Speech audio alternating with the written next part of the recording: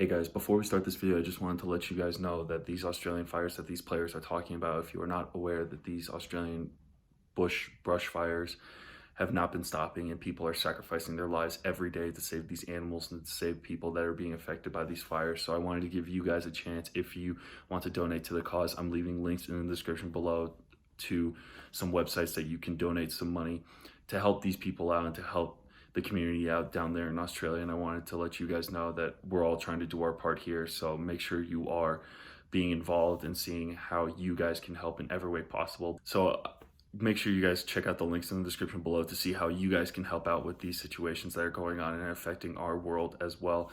And I hope you guys enjoy this video. Thanks. What's up, Tweener heads? Welcome back to another Tweener Head Tennis video, and happy 2020. I hope all of you have had a great new year.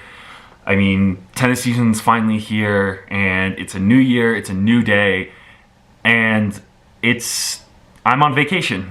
It's been a while, but I've been traveling, and I just wanted to sit down and talk to you guys about the ATP Cup this time. And if you're wondering where I am on vacation, welcome.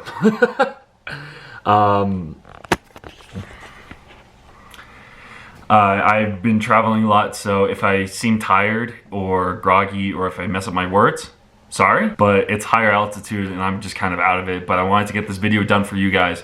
But before we get started, if you are new to the channel, make sure to hit that subscribe button. Our goal for 2020 is to hit 1,000 subscribers on this channel. So if you're new here, make sure you do that. That would be very helpful for us. And I want to hear from you guys what your goals are for 2020 as well. Now, let's just get straight into the video and reviewing this 2020 inaugural ATP Cup. So the 2020 season has already started. We've already had multiple tournaments happening. We already had Doha happening, we had Brisbane happening, we had Auckland happening for the women, and now we had the finale of the ATP Cup, where we had the showdown that everyone was basically expecting, where it was Novak Djokovic versus Rafael Nadal, Serbia versus Spain in the final. Serbia lost the first game. Roberto Bautista Agut took the first rubber tie to make it 1-0. Novak beat Nadal in straight sets, and then it came down to the doubles where Novak Djokovic and Viktor Troicki took the doubles tie and eventually won the ATP Cup, the inaugural ATP Cup for Serbia. I mean,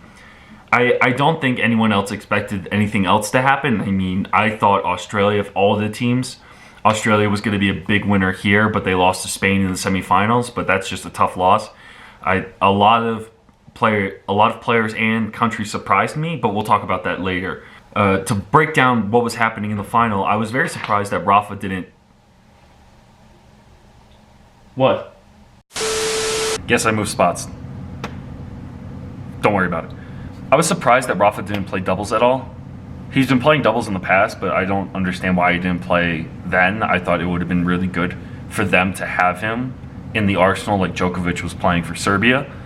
When it came to just supporting your country and playing the best, I think he was just trying to preserve his energy for the Australian Open, because it's a lot to put on him, because it's a lot to play this much and then go straight into a major, while Roger's just casually playing at the Australian Open, already warming up for this first year's major. I think some people on Twitter took it the wrong way and saw it as, oh, so he's just, we all know where Nadal's priorities are. But I mean, that's up to him. It's his choice. I thought if he did play doubles, it would be a totally different story. Spain might have won it like they did the Davis Cup, but who knows? They lost in the finals, and Serbia is your 2020 inaugural ATP Cup champion. If we took a look at some of the other countries that didn't make the final but still put on tremendous performances, I would definitely put Australia at the top. I think Kyrgios, De Minaur, and Johnny Millman all stepped up to the plate and all played well. Even their doubles team was really good and really clutch when they needed them. And to see Kyrgios play with that momentum and that confidence again without messing around too much was unbelievable to see. And as a tennis fan, you really want to see that for him. De Minaur stepped up to the plate so well. He even went 3 with Rafa. He had some unbelievable wins. I thought that was really good for him to build that confidence, and I thought that was something that you have to look forward to at the 2020 Australian Open and just in general for the 2020 season. I also thought Canada was a really good surprise as well. I thought Shapovalov stepped up to the plate really well, and I thought with his breakdown throughout the tournament, he was definitely the go-to guy, like he was at the Davis Cup in 2019. He was definitely the guy to produce for Canada, and for doubles, he was also really coming in clutch. Felix Auger-Aliassime was coming back from an injury, and he was not up to the best of his abilities, which was interesting. And I think that's something to look for in 2020 to see how his momentum's going to either go up or go down throughout the season, but hopefully he can find his form like he did last year. Other countries that surprised me was Great Britain without Andy Murray. I think Dan Evans has been riding under the radar for way too long. I think he's definitely a player to look out for and someone to see when that happens. I mean, he played so well against Alex de Minaur when they're tied against Australia. And yes, he did have that controversy with being suspended because of substance abuse, but it's nice to see him back and in good form, because he is definitely a player that has always been dangerous in a draw, because he can definitely take on some of the best and prove himself over and over again. So I thought that was unreal, as well as Poland, Herbert Hurkacz, who took out so many great players. He took out the likes of Diego Schwartzman, Borna Koric, and so many others for him to kind of show that he's ready to take on the big boys. Like, he's ready to show himself in the 2020 season. And definitely another young gun to look out for. I think he's around 23 age range, but I mean, he played so well at the ATP Cup. I thought that was unbelievable to watch. I also thought Casper Ruud for Norway also held himself pretty well for carrying a whole country full of children. I mean, everyone else besides Casper Ruud, no one really has heard of, but it was nice to see Casper Ruud playing at the top of his level to prove himself as well. And Team Russia, I mean, I was just there for Medvedev versus Djokovic. That was an unbelievable match to watch. That was so good. I mean, if you didn't watch it, definitely check out the highlights, because if you closed your eyes during the Medvedev-Djokovic match, it would be like listening to sound effects of someone hitting a ball, because it was just so perfect and so, it seemed coordinated, like they were just practicing. But I just felt like it was one of those things where I was just in awe just watching their match. And I thought Russia in general definitely pushed everyone to their limits with Kachanov and Medvedev. So I thought Russia also did really well this ATP Cup. And I think if they had Rublev, who, by the way, won Doha, which congratulations to him, if he played the ATP Cup instead of Doha, I think Russia could have won the whole thing, because adding him to that roster would have been unbelievable. So that's just my point of view. If we take a look at some of the more disappointing countries that could have done better, I thought definitely Italy could have done a lot better. Fonini could have played a lot better. The United States could have played a lot better. I thought Isner and Fritz, I thought they should have played Tommy Paul a lot more. If they knew they weren't going to qualify in the end, I thought they should have played Tommy a lot more. Their doubles team, Krajicek and Ram, played pretty well. I thought that was really good.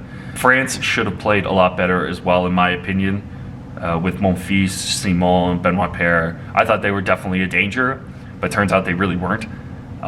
Just from the record, I thought they could have played a lot better. But the number one biggest disappointment, I think, in the ATP Cup was Zverev. Just because I don't think I've ever seen someone look so unmotivated to play the tournament. Like, there were just times where he was just sitting on the bench, just looking deflated. And just looking so distraught and looking like one of those kids that is good, but just doesn't want to be there. There's always that kid that takes his talent for granted, and I don't think Zverev was doing that, but it looked like he just played and just didn't want to be there. And it showed that because he was just losing. He didn't seem to, like, produce at all. And this is a guy that we've been looking forward to, and we've been in discussion for years about whether or not he's going to break through at Grand Slams.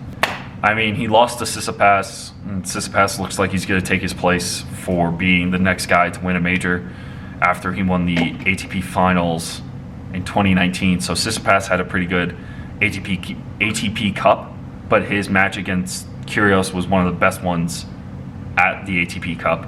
But he did have his incident with smashing his racket against the team bench, and then smashing it again, hitting his dad, and then his mom coming down from the stands to talk to him about how he's being an idiot. So, Stefanos, you f***ed up. You f***ed up. The last thing I wanted to talk about was the video assistant referee, the VAR that they were doing.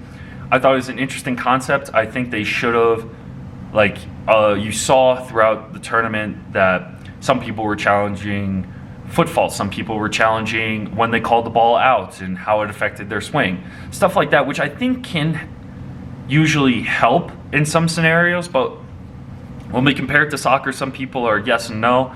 I want to see it more. If they tested it out at the next gen tournament, I think that would have been very interesting. Not just the ATP Cup. I think when it came to, like, there are certain things that you can challenge, but the challenging system itself is already there and it helps certain people. But I just don't think it was utilized enough, just because it's not one of those things that we're used to seeing in tennis. We're used to seeing it in baseball, soccer, football. But those things in those sport, the VAR in those sports slows it down. And I don't know if we want to slow down the game of tennis, because it just makes it more unattractive to the younger generation if it's constantly having VAR being used. So I want to see it be used in more situations, but I need to see it be more effective for it to work in other tournaments. I also think the coaching booths that they had at each end were really fun to watch. I think for team competitions, I think that was very entertaining for a lot of the players, because it was just easy and more interactive, and they got to coach while they were on their side, so it was a lot easier to kind of see that team build up, see that team cohesion that you saw, that we look for in the Davis Cup. To see that at the ATP Cup, I thought that was really cool and really immersive between the players and their bench, and kind of understanding what was going on. I hope you guys did enjoy this video. Let me know what you guys thought of the ATP Cup, and I want to hear your thoughts on what happened and what your thoughts were on everything that was going on. Plus, if you are new to the channel, make sure you do hit that subscribe button. Our goal for 2020 is to hit 1,000 subscribers. So if you are new around here, make sure you hit that subscribe button and turn those notifications on as well. If you want to check us out and more behind the scenes content, check out all our social medias. All the links are down in the description below, and our website at tweenerheadtennis.com. We have a lot of cool stuff coming up. We are going to Dallas for the RBC Challenger, so check out our coverage of that and interviews as well. So I hope to see you guys next time. Hope you guys enjoyed the video. Thanks, guys.